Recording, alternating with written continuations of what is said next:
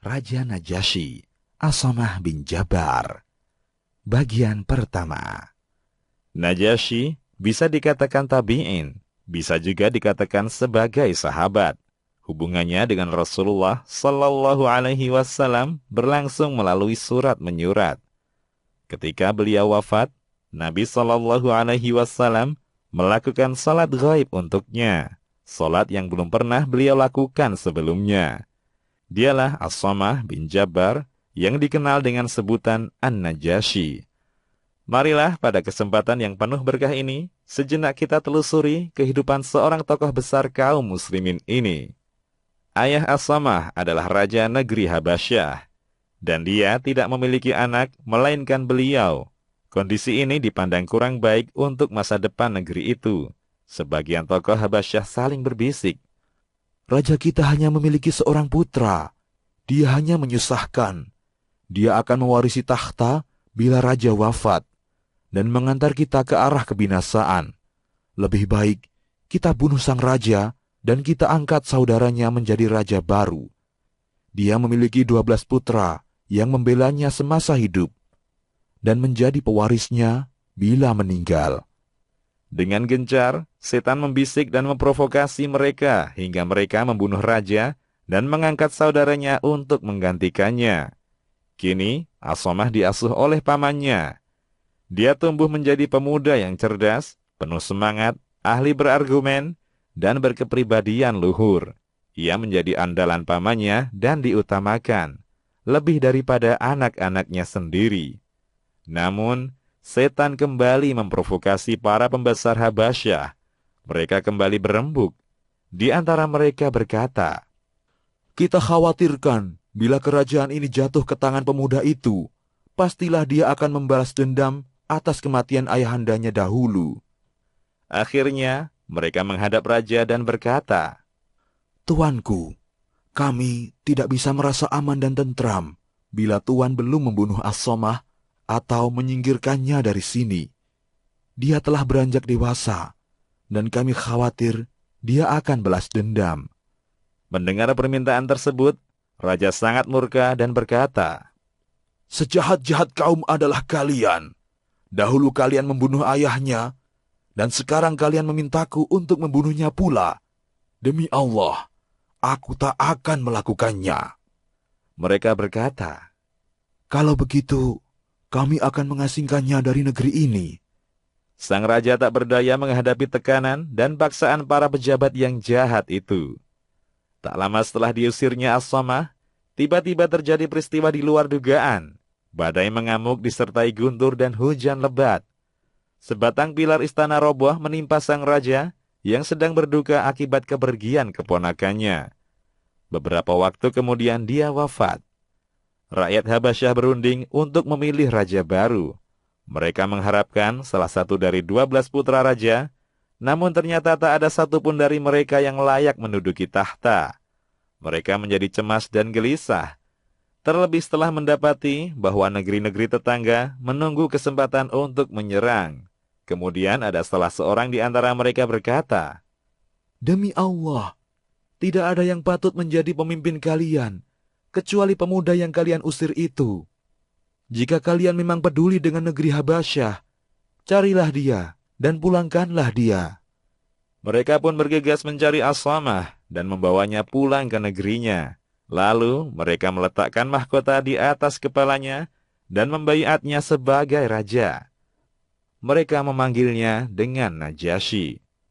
Dia memimpin negeri secara baik dan adil. Kini, Habasyah diliputi kebaikan dan keadilan setelah sebelumnya didominasi oleh kezaliman dan kejahatan. Saat yang bersamaan dengan naiknya Najasyi menduduki tahta di Habasyah, di tempat lain, Allah Subhanahu wa Ta'ala mengutus nabinya, Muhammad Sallallahu Alaihi Wasallam, untuk membawa agama yang penuh hidayah dan kebenaran. Satu persatu as-sabiqunal awwalun memeluk agama ini. Kaum muslimin meminta suaka ke Raja Najasyi. Orang-orang Quraisy mulai mengganggu dan menganiaya mereka.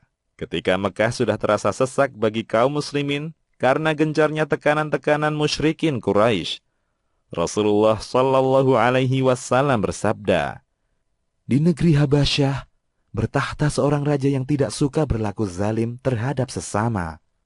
Pergilah kalian ke sana, dan berlindunglah di dalam pemerintahannya, sampai Allah Subhanahu wa Ta'ala membukakan jalan keluar dan membebaskan kalian dari kesulitan ini.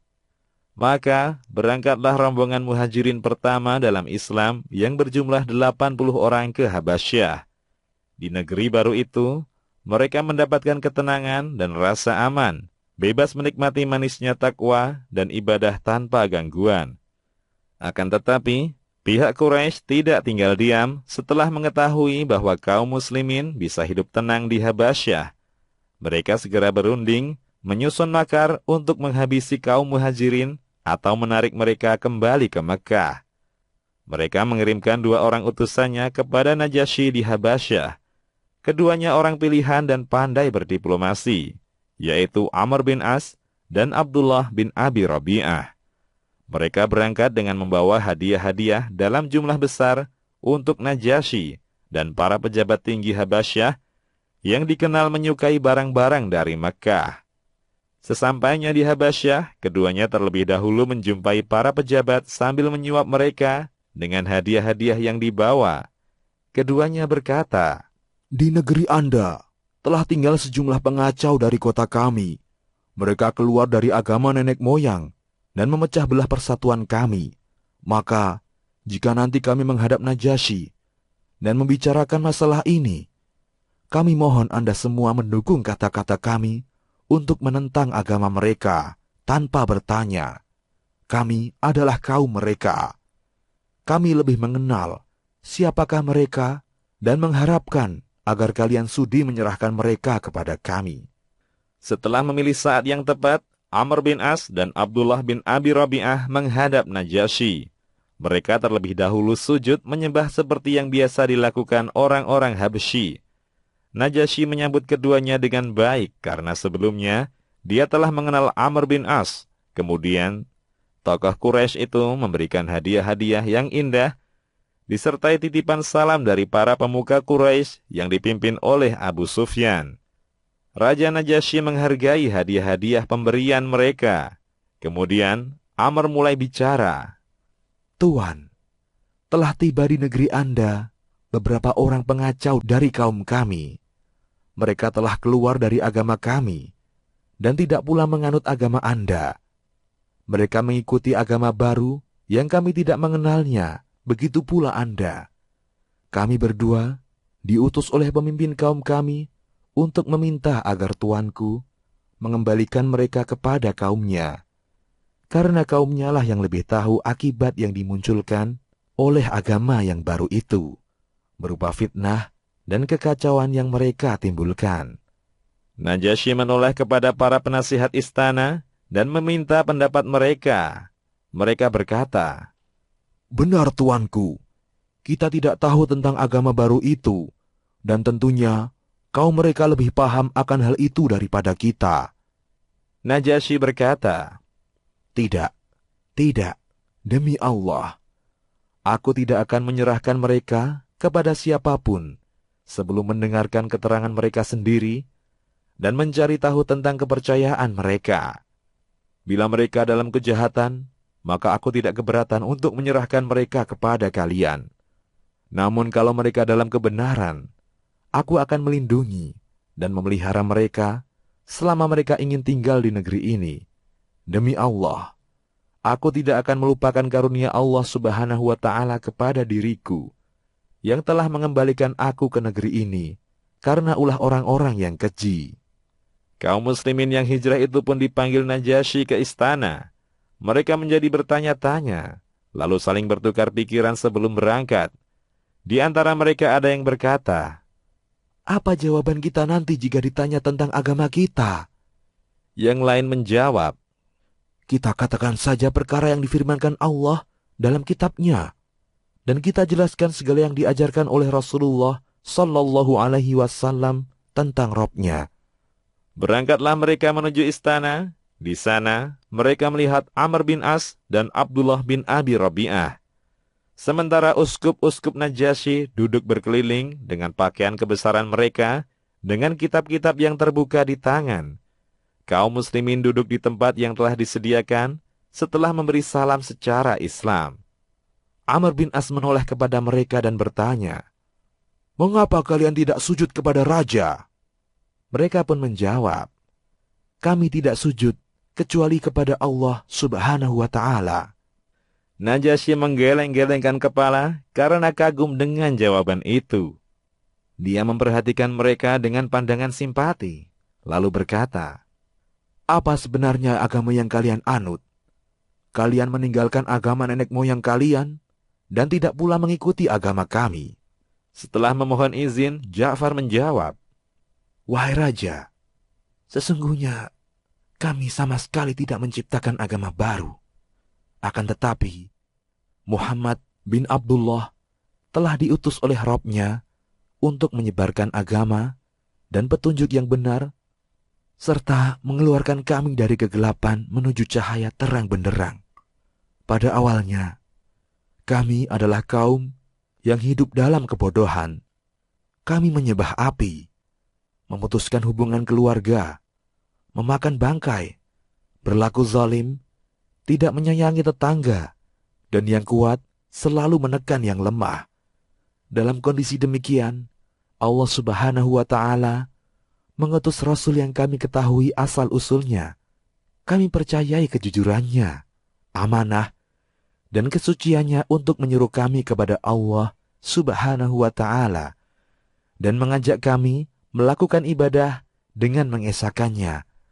Dia memerintahkan agar kami menegakkan sholat, membayar zakat, berpuasa pada bulan Ramadan, dan meninggalkan penyembahan terhadap berhala dan batu-batu.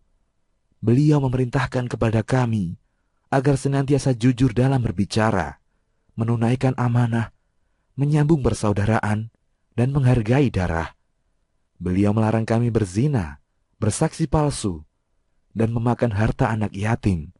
Maka kami beriman dan mengikuti risalahnya, serta menjalankan petunjuk yang beliau bawa. Sekarang, kami hanya beribadah kepada Allah saja, tiada sekutu baginya, mengharamkan segala sesuatu yang diharamkan bagi kami, dan menghalalkan segala sesuatu yang dihalalkan. Akan tetapi, kaum kami memusuhi dan menyiksa kami, agar kami kembali kepada agama nenek moyang, agar kami kembali menyembah patung-patung berhala setelah menyembah Allah Subhanahu wa Ta'ala. Mereka berlaku zalim dan menghalangi kami menjalankan agama, sehingga kami lari kemari untuk mencari tempat berlindung. Kami memilih negeri Anda dengan harapan tidak mendapatkan perlakuan yang zalim di sini." Najasyi bertanya kepada Ja'far bin Abi Thalib, "Apakah kalian membawa sesuatu yang dibawa oleh Nabi itu tentang Rabb-Nya?" Beliau menjawab, "Ya, ada." Najasyi berkata, "Tolong bacakan untuk kami." Bersambung insya Allah. Demikian, Allahu a'lam. Kisahmuslim.com, kisah penggugah jiwa.